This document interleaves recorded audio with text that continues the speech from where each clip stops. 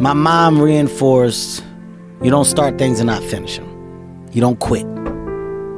There's nothing that comes out of quitting besides knowing that you didn't finish. We finish everything. You start it, finish it. If you're going to do it to try and be the best. Not be better than other people, be the best for you. So if you wake up in the morning and you don't want to do something, you don't care enough about yourself. And that's what you need to really research is, man, why am I not doing this for myself? Because that is the number one purpose in life, is to better oneself. I think it's just giving yourself permission to suck. It's giving yourself permission to be unhappy. It's giving yourself permission to not achieve while you do for a long period of time. It's giving yourself permission to lose friends. It's giving yourself permission to do things that's different than people in your social circle or your age group are doing. It's giving you permission, giving yourself permission to be an exception so that you can become exceptional. People don't understand it's you against you. The only person that gets in your way is you. Nobody else. It's you. It's you against you. You against you. And if you misunderstand that, you have a real problem. A real problem. I can understand you misunderstand me running down the street, shirt off, fuck this, no, yeah. I can get it. I get it. If you misunderstand what I'm saying right now today, the problem is you. And you don't want to fix it. And that's what's painful, is that it takes more effort to start in the beginning, and more people are right about the fact, they're like, hey, you're not going to hit it big. And guess what? A month in, you're not. But they're only measuring on months. And at 6 months, you're also not going to have hit it big. And they're going to be like, I'm still fucking right. And at a year, you're still not going to have hit it big. And they'll still be fucking right. And every day that you haven't hit it, they're going to feel like they were right. But they're wrong, because they're measuring in days and you're measuring in decades. I say it all the time. You have to suffer. You have to make that a tattoo on your fucking brain, so when that hard time comes again, you don't forget it. You have no fucking idea how great you really are, because you are using such minimal of what you have. When I work out really hard, I have respect for myself. Yes. You know? Yeah. If you force yourself to do something, for that day, I know I'm not a lazy piece of shit. For that day, I know I'm focused. For that day, when I'm done, I'm like, I know who I am. I get shit done. It's like, don't give yourself an out. The problem is you give yourself an out.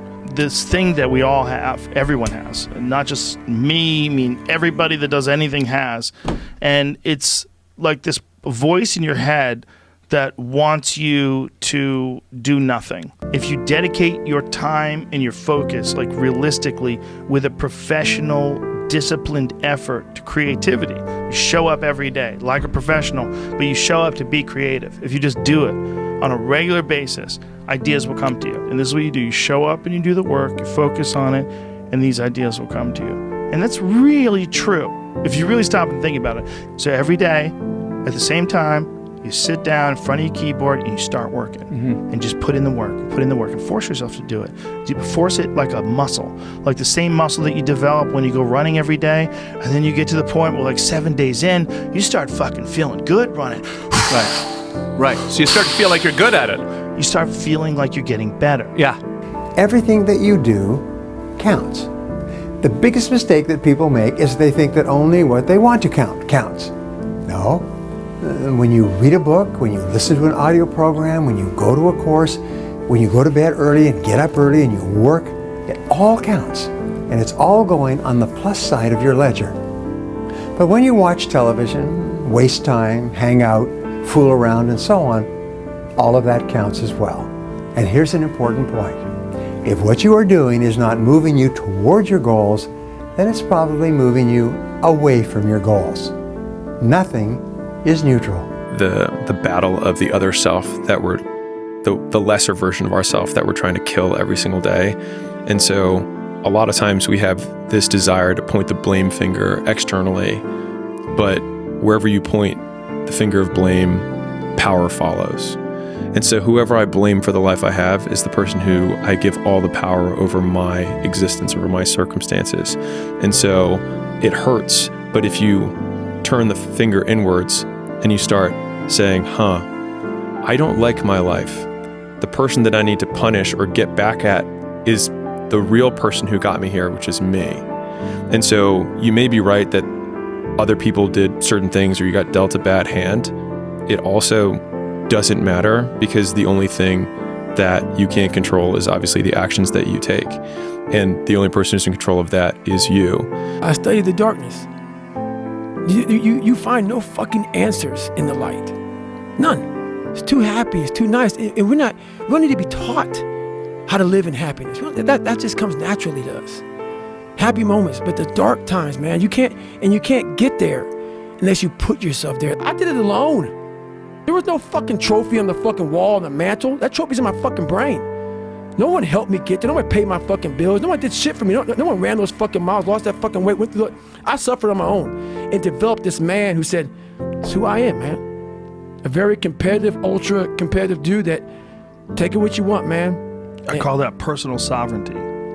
Exactly. And there's not a lot of people that have that. That's me. And there's a lot of people that change who they are depending upon what people want from them. That's important, man. And most people struggle their whole life to find out who they are.